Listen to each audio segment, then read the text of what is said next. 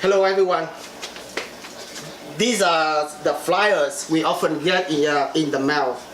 They are coming from the local realtor usually trying to convince the renter to buy a house.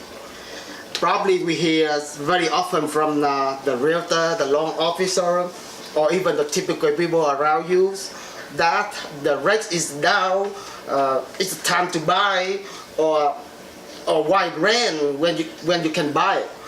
So is this true? Is it better to buy instead of renting? Don't jump to the conclusion just yet. You will have the answer for your own situation after this speech. Today I'm going to explain to you both the pros and the cons of both renting and buying. Nowadays there are many videos and flyers out there convincing people to buy instead of renting. Guess what? Majorities of these advertising materials are coming from the realtor and the loan officer. You know the reason they want you to buy it. I have been in the real estate about 10 years as real estate broker as well as an appraiser. I just want to use my knowledge and sources to explain more detail about both the pros and the cons to give you a clear view, clear understanding the difference in buying and renting so you can make your own choice. As for case of buying, we use arguments such as equity appreciation, mortgage payments less than rent, tax deduction, or throwing away money on rent, etc. I'm not against them, but I'm not agreeing overall. First of all, what exactly is equity appreciation? That's the difference between the value now and in the future. Per US Census and Realtor.com, historically the price of existing homes increasing about 3.6% yearly for the last 30 years. Wow, that seems is a very good number, right? The problem is nobody mentioned about the inflation rate. During the same time frame, the inflation rate was about 2.8%.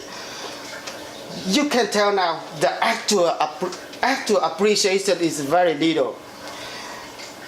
So buying a house is still a good investment? You have the answer.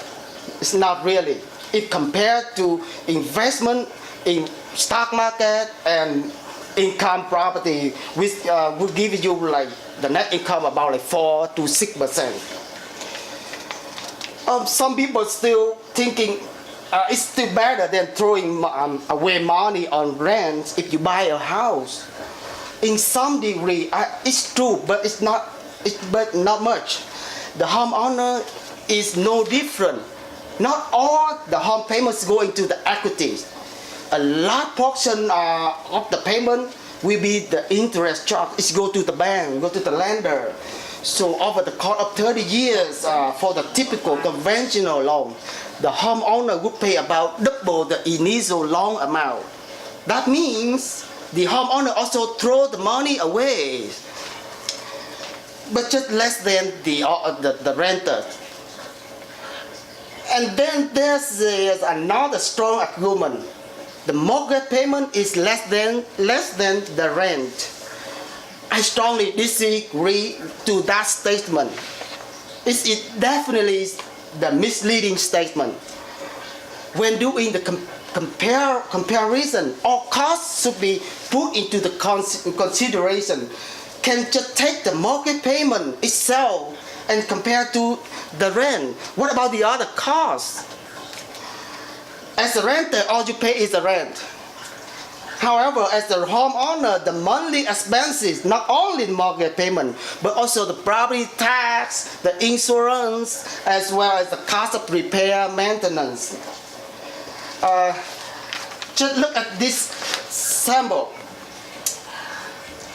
Per local MLS, internet renting services, and my own experience, The rent for 3 bedrooms, 2 bathrooms, small single family in city of El Monte is about like 18 to 1900. Similar house would sell for 480,000. With 20% down, 3.5% conventional loan, the mortgage payment is about like $17-20 per month. It's slightly lower than the rent. Yeah, it's right. However, if we add the estimate property tax and insurance of about like $550 per month, the total payment for the homeowner would be way higher than the rent. Remember, this cost of repair, the cost of repair and update not yet counted in here. Then the last thing I want to point out is that if you think the tax deductions is the benefit of owning the house, so how about the cost for maintenance that house? How the tax deduction works? How much can you save? In general, the amount you pay for the interest will be deducted from your income before being taxed. Let's take the same sample right here with the house in El Monte. The estimated interest you pay for the first 5 years is around $13,000 per year. If your income is around $60,000, then you're being taxed on $47,000. Based on the tax brackets of IRS, your income tax is about $7,700 per year. If you are not homeowner, then your income tax is about $10,700. You save about $3,000 per year for the first 5 years. That's very good saving. However, the longer the loan, the less of saving. Over the course of 30 years for the conventional loan, the estimate total of saving about $50,000 to $60,000, which is very easy offset by the cost of repairs and maintenance. So I don't see any benefit here for either buying or renting. So after all, buying or renting, I discussed there is no real advantage of either one except the price of the home ownership. Discussions of home ownership versus renting should be grounded in reality. You can waste money as much or even more as you were renting.